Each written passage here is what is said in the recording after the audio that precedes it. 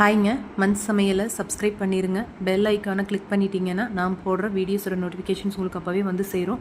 Like பண்ணிடுங்க, share பண்ணிடுங்க, மறக்காமல் கமெண்ட் பண்ணிடுங்க. நாட்டுக்கோழியை வச்சு ஒரு நல்ல ரெசிபி உங்களுக்கு இப்போ நான் சொல்ல போகிறேங்க. வணக்கம்ங்க. நாட்டுக்கோழி கறிச்சாறு எப்படி செய்யலான்னு பார்க்கலாங்க. 1.5 கிலோ நாட்டுக்கோழிக்கு 1/2 கிலோ சின்ன வெங்காயம் எடுத்து எண்ணெய் விட்டு போட்டு நல்லா வதக்கிக்கலாம். நல்லா செவந்து சுருங்கி வதங்குற வரைக்கும் நல்லா வதக்கணுங்க. நல்லா வதங்கினதுக்கு அப்புறமா தான் சீரகம் 3 ஸ்பூன் போட்டு கருவேப்பிலை ஒரு கொத்து உருகி போட்டு நல்லா வதக்கி விட்டுருங்க. ஒரு 5 நிமிஷம் வதங்கினதுக்கப்புறமா மஞ்சள் தூள் 1 ஸ்பூன் போட்டுக்கலாம். மிளகாய் தூள் 4 டீஸ்பூன் போட்டிருக்கேங்க. நல்லா பச்சை வாசம் போக வரைக்கும் வணக்கிட்டு மல்லித்தூள் போட்டுக்கலாம் 3 டேபிள் ஸ்பூன் அளவுக்கு. இது எல்லாமே வீட்டில் அரைச்ச பவுடர். இதை ஃபேன் கடியில் வச்சு நல்லா ஆற விட்டுருங்க.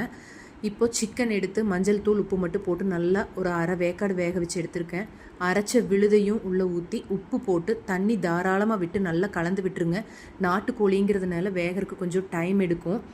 நல்லா தட்டு போட்டு மூடி வச்சிடலாம். இந்த கொதி பக்குவத்தில் பெப்பர் தூள் போட்டு சளி இருக்கிறவங்க குடித்தா ரொம்ப நல்லா இருக்குங்க. இப்போ ஒரு தாளிப்பு கொடுத்துடலாம். எண்ணெய் விட்டு கடுகு, வரமிளகா, கருவேப்பிலை தாளித்து உள்ளே கொட்டிடலாம். குழம்புக்கு வாசனை நல்லா இருக்குங்க தாளித்து கொட்டும்போது. இது இட்லிக்கு, சாதத்துக்கு எல்லாத்துக்குமே நல்லா இருக்கும்.